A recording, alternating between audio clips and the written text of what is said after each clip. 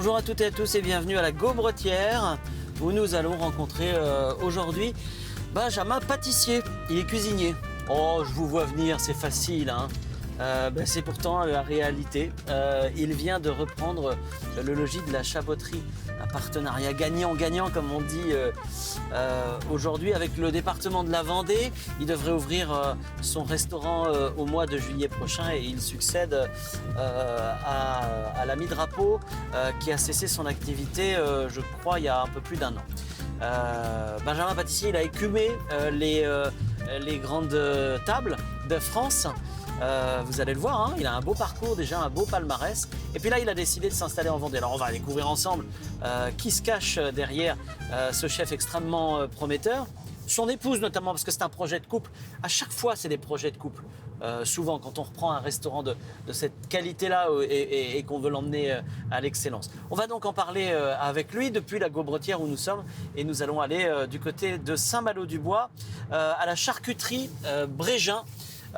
Pour découvrir de bons produits locaux, parce que je suis sûr que ça va le toucher et je suis sûr que c'est ce qu'il apprécie aussi, c'est de travailler de bons produits locaux dans son ordinaire.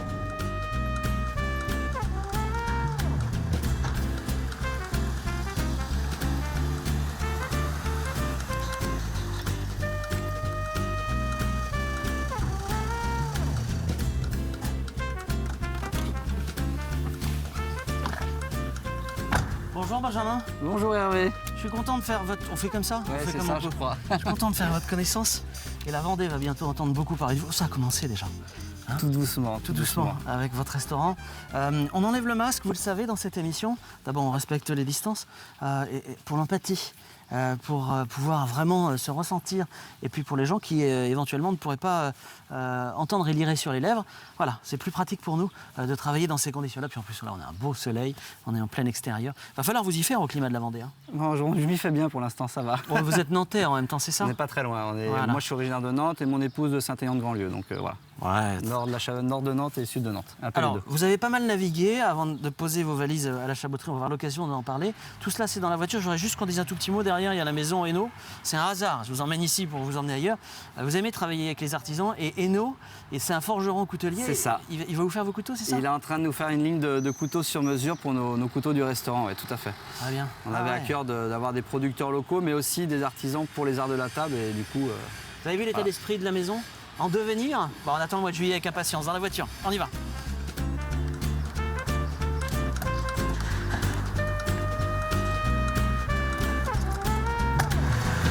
Alors, on n'est pas trop fatigué à la veille d'ouverture? ça va. C'est quand même pas le plus sympa pour le moment-ci.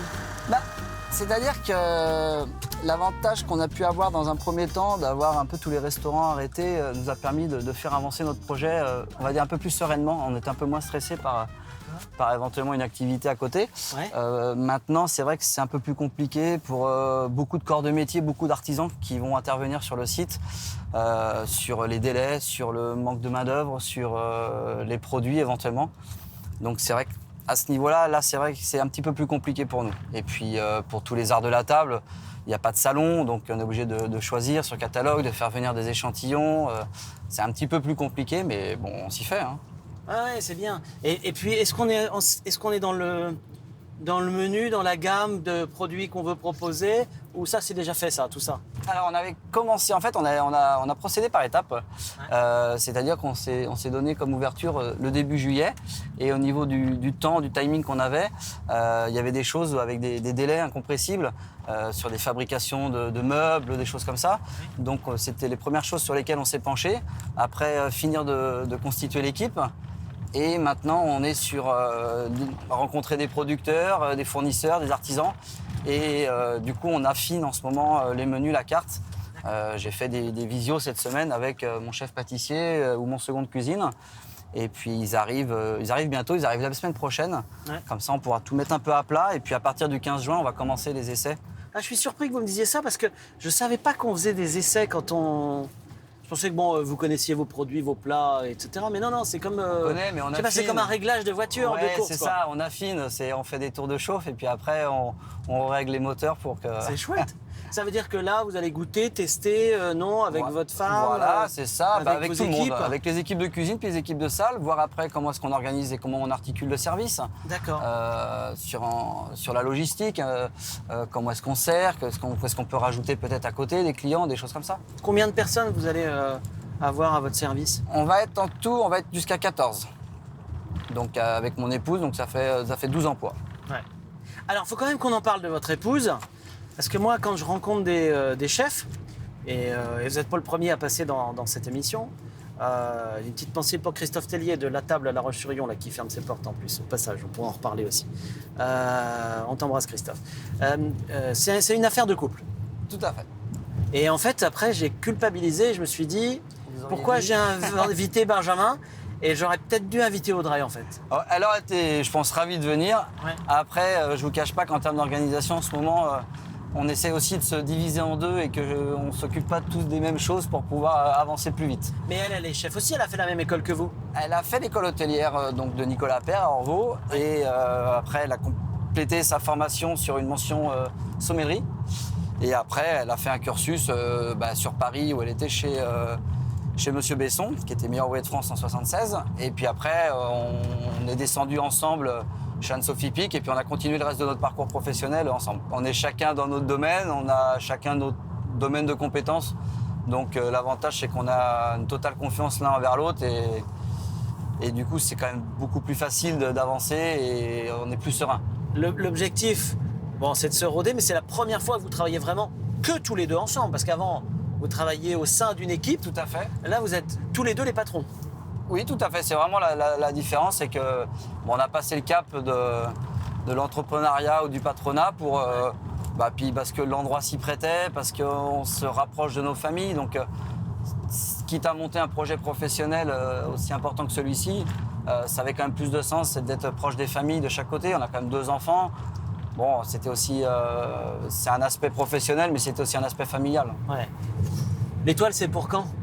Non, c'est pas le. Je suis sûr que tout le monde vous en parle, en fait. Non. Oui, après, bon, c'est le genre de question qui peut Parce que là, revenir. vous allez avoir une sacrée... Enfin, je veux dire, il y a une barque et... Oui, et puis nous-mêmes, on a à cœur de se mettre un peu des défis. Donc, le défi premier, c'est surtout que le restaurant soit rempli de gens et rempli de gens contents. Et que les gens prennent plaisir à venir au restaurant pour la cuisine, pour le service, pour tout ce qu'il peut y avoir. Et que nos équipes, nous qui nous accompagnent, qui nous épaulent, soient fières et heureuses de travailler à cet endroit-là et avec nous. Ça, c'est la première satisfaction. Comment vous avez découvert la chaboterie, ça? J'aimerais bien savoir comment vous avez atterri là. Lors du premier confinement, nous on était en poste dans le Luberon et on a eu écho du départ du précédent chef. Ouais. Et on a des familles et des amis qui sont un peu dans le coin. On a des amis sur Chaland qui nous ont fait parvenir des articles de presse et ça a commencé à attiser un peu notre curiosité. On a contacté un petit peu quelques personnes, on a essayé de pousser un peu quelques portes et ouais. Qui nous a amenés sur le département à rentrer en contact avec eux et de se demander qu'est-ce qu'ils avaient comme projet sur cet endroit-là. Parce que ça répondait quand même à beaucoup de critères. C'était proche de chez nous, il y avait un passé gastronomique, il y avait un environnement naturel qui est juste magnifique. Donc voilà, il y avait quand même, ça cochait beaucoup de cases. Et le département, eux, vous ont fait bon accueil? Ils ont fait très bon accueil, ils ont répondu présent et ils ont fait toutes les démarches administratives, un appel d'offres auquel nous on a répondu, mais on n'était pas les seuls. Et puis on déposait un dossier, enfin tout ce qui fait qu'il faut faire. Voilà. D'accord, d'accord. Alors là, l'objectif maintenant, c'est début juillet là. C'est ça. On y est presque quoi. Ça se rapproche. Et un truc qui m'a fait rire, c'est qu'en préparant cette émission, vous aviez votre petite to-do list dans la poche. Ah oui, parce que j'ai pas beaucoup de mémoire sur du court terme, donc du coup je note tout ce qu'il faut penser. Et puis bon, il y a des choses en cuisine qu'on maîtrise et puis d'autres qu'on découvre. Hein. Donc être chef d'entreprise, il n'y a pas forcément d'école pour ça et ça s'acquiert un peu sur le tas en discutant avec des confrères, avec la famille, avec des amis, avec des gens qui sont déjà passés par là. Donc voilà, on essaie de maîtriser ça et puis de penser à tout ce qu'il faut penser. Ça veut dire que vous, on vous a appris à faire de la cuisine, mais on ne vous a pas appris à être chef d'entreprise. À être chef de cuisine, mais pas être chef d'entreprise. Il y a quand même beaucoup de chefs qui sont des chefs d'entreprise. Ouais, mais quand vous discutez avec beaucoup d'entre eux, ils font comme nous, ils apprennent. Ils apprennent sur le tas. Ils apprennent un peu, puis au fur et à mesure aussi, puis en discutant. Nous, on a la chance d'être très très bien entourés. On a un chef d'entreprise local qui nous épaule et qui nous guide sur toutes ces choses-là. On a un expert comptable. Chouette. Oui. On a des confrères qui sont chefs étoilés dans la région aussi, qui sont très présents pour répondre à nos questions. Donc voilà, c'est... D'accord. D'accord. Alors, on écoute le morceau de musique que vous avez choisi, puis on va continuer notre conversation. Et je vous dis où on va. Le morceau de musique, c'est du Linkin Park. Pourquoi vous avez choisi ça? C'est la musique qu'on avait mis à notre mariage avec mon épouse. D'accord. Il y a combien de temps? 2009. D'accord. Là, vous faites des pièges, là. Ah ouais, c'était obligé. Ah ouais, vous n'avez pas la mémoire des dates aussi. Ah, vous avez de la chance, vous en sortez bien. Vous n'auriez pu vous faire engueuler sur ce Non, coup-là. c'est bon, 2009. 2009. D'accord. Et donc, c'est un hommage à madame. Pas forcément, mais c'est une musique que j'aime bien parce que elle démarre doucement et après, elle est un peu plus rock, donc elle est un peu plus mouvementée. Donc, D'accord. voilà. Ça vous va bien. Écoutez, on va on va Saint-Malo-du-Bois, à la charcuterie Bégin. D'accord. C'est une charcuterie que je ne connais pas plus que vous, mais qui m'a semblé tout à fait sympathique quand j'ai fait mes recherches. Et puisque vous travaillez avec les artisans, je me suis dit, tiens, on va aller voir les bons produits, peut-être en goûter un peu, c'est une bonne et idée. puis continuer à échanger Parfait. voilà, dans un climat de compréhension. On écoute.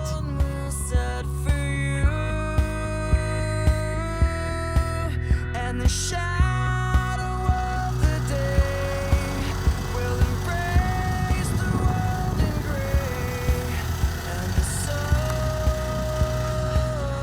will set for you.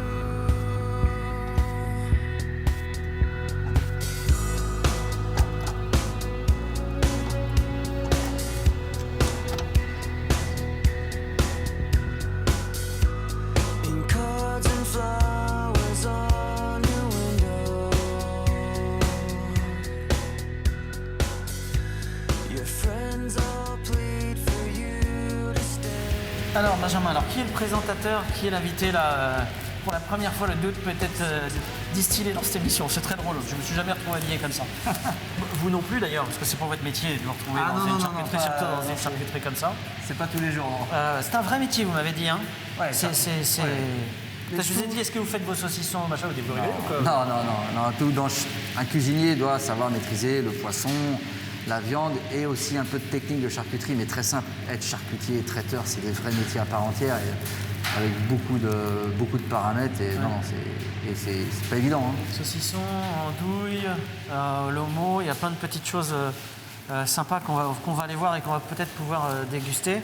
C'est l'occasion de dire que vous travaillez, vous êtes aidé, vous m'avez dit, avec un chef d'entreprise. On est épaulé par Patrice Rotureau, voilà, qui est gérant de l'entreprise Petit Gars, et qu'on salue et qui nous aide et qui nous épaule sur tout ce côté chef d'entreprise, tout ça. Gestion, comment ça s'est fait? C'est vers un réseau, vous êtes... C'est par connaissance interposée et puis tout de suite il y a un lien qui s'est fait et on est sur les mêmes bases de travail, sur les mêmes relations. Ouais. Et donc naturellement, les choses se font en toute simplicité et c'est vrai que c'est important d'avoir des gens comme ça qui sont aussi passés par là Bien et sûr. qui nous guident et qui nous aident.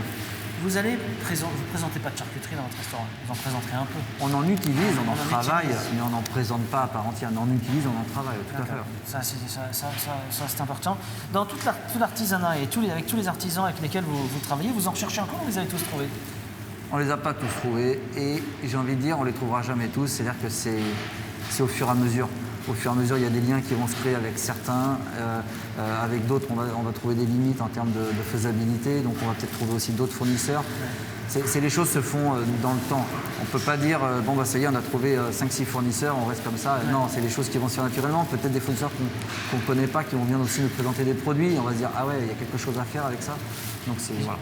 J'oserais dire, là vous êtes au lancement de l'entreprise, après ça devient des affaires d'amitié. C'est avant J'ai tout une des... bêtise ou- Non, c'est clairement, c'est avant tout des affaires de liens humains, des personnes entre elles. Nous, on le voit bien actuellement sur tous les domaines qu'on a à s'occuper. Il y a des liens qui se créent avec des fournisseurs, avec des entreprises, où clairement, ça fait la différence. Et on parle plus de prix, on parle juste de qualité et de rapport humain. Ouais. Mais c'est ce qu'on ressent aussi dans un restaurant. Hein. C'est ce qu'on dit quand on est chef, quand on a dans une assiette, en fait, on raconte une histoire. Ça correspond à ça. C'est-à-dire qu'on raconte une histoire avec les différents produits, mais aussi quasiment avec les fournisseurs qui vous les proposent et qui les ont C'est conçus. surtout mettre en valeur un produit brut qui est déjà très très bien, mais c'est de le travailler peut-être différemment ou de le mettre en valeur différemment que ce qu'on pourrait faire à la maison. Des cocos, des mojettes, les faire à la maison, si elles sont bonnes, elles seront bonnes tout le temps. Mais nous, on va les présenter peut-être de façon différente, ou les mettre en valeur de façon différente, ou les accommoder de façon différente. Et c'est là où les gens vont dire « Ah, j'y aurais pas pensé », ou alors c'est vraiment que c'est sympa, et voilà. Mais le produit, si en lui-même il est bon au début, c'est quand même vachement plus facile de faire de la cuisine. Bon, on va continuer à échanger, mais une dernière question. Meilleur ouvrier de France 2015. Oui. C'était vraiment un choix. C'était beaucoup de travail déjà. Ouais, ça a toujours été. un merveilleux Oui. souvenir.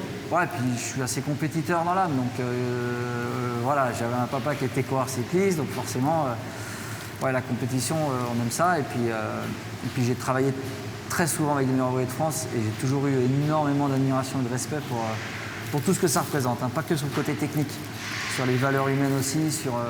Pour moi, c'était plus qu'un bon technicien, c'était un ensemble. Ouais. Donc c'est vrai que quand je l'ai eu, c'était un moment assez exceptionnel quand même. Ah, j'imagine. Continuons. Benjamin, on a quelques produits, là on va goûter un petit peu, hein, parce que c'est l'occasion de terminer notre conversation. Et puis de parler cuisine pur jus, quand même, c'est quoi votre style de cuisine à vous? Je sais pas si on peut parler de style de cuisine. J'aime bien travailler tout. J'aime bien travailler des produits plutôt locaux pour pouvoir être au plus proche des producteurs et puis que ça a un sens par rapport à ce qu'on fait, ce qu'on dit surtout, aller dans le même sens. Après, j'ai pas un style de cuisine. J'ai souvent travaillé avec des gens complètement différents. Je travaille avec Pierre Gagnère qui est quand même assez artiste, assez exubérant dans sa cuisine. Et en même temps qu'il y a des très grosses bases de cuisine classique. J'ai travaillé à la Pyramide, avec Patrick Canrero, avec Christian Ney, qui est meilleur ouvrier de France. Donc, moi, j'ai pas de style particulier, juste essayer de respecter les produits, respecter les bases de la cuisine, et puis après les rendre un petit peu plus contemporaines, soit dans les dressages, soit dans les mises en œuvre, soit en ajoutant des fois des épices, des herbes, des choses comme ça. D'accord. Mais viande, poisson, Tout. tout, vraiment tout. Je serais que sur j'en la ai en- Côte d'Azur, au bord de l'eau, je ferai une carte peut-être à 80% axée sur les produits de la mer. Bien sûr. Là, j'ai la chance d'être à la fois à 30 minutes de Nantes et des zones de maraîchage, d'être proche des élevages bovins, caprins, ovins aux alentours, à 40 minutes des Criers, des Sables d'Olonne et de Saint-Gilles-Croix-de-Vie. Donc, on a la possibilité de faire tout et d'être cohérent avec tout. Donc, D'accord. pas de souci là-dessus. D'accord. Est-ce qu'on va goûter un petit morceau de quelque chose quand même? J'ai envie de goûter ça. Je sais pas ce que c'est ça. C'est un. Comment il nous a dit ça? C'est de la longe de porc, ça, je pense. La longe. Moi, je vais goûter la longe. Je le raisin. C'est bon. Ah bon. Et vous êtes sur l'andouillette, vous. Ah, j'aime bien ça. C'est vrai? Une bonne andouillette cuite à la poêle sur une vraie purée maison. Une vraie purée de pommes de terre, c'est très très bien. Ça vous dirait? Ah bah, tout me va, moi. Alors c'est aussi une question que j'ai souvent posée moi aux différents chefs avec qui j'ai eu l'occasion de faire des émissions. À la maison, on mange quoi chez vous? Des pâtes. En ce moment, ce qu'il y a. Ouais. Sinon, en temps normal, on essaie quand même de faire un peu des fruits, des légumes pour les enfants, ce genre de choses. Donc, Ouais. un peu de tout et des choses simples. Des choses simples. D'accord. On se reprend pas la tête comme on a pu se Non, prendre. non. Voilà. Et Et en c'est- famille plus large, on vous demande pas de temps en temps. Ah, dis donc Benjamin, c'est toi qui viens de faire la cuisine? Non. Des conseils plutôt. Ouais. Les mamans. D'accord. Les belles mamans qui ont souvent des conseils, des choses comme ça. Mais sinon, pas sur la cuisine. Non, après, une bonne côte de bœuf au barbecue, Ah oui, oui. c'est facile et c'est très bon. Un bon produit. Bon, on vous souhaite de trouver tous les fournisseurs dont vous avez besoin. Merci. De faire une ouverture paisible. d'ici au début du mois de juillet, hein, ça va venir très très vite. On va remercier la Maison de Bégin qui nous a accueillis ici. Et puis on va se retrouver la semaine prochaine pour un nouveau numéro de Sans Détour. Vous verrez, ça n'aura rien à voir comme d'habitude. À la semaine prochaine. Salut.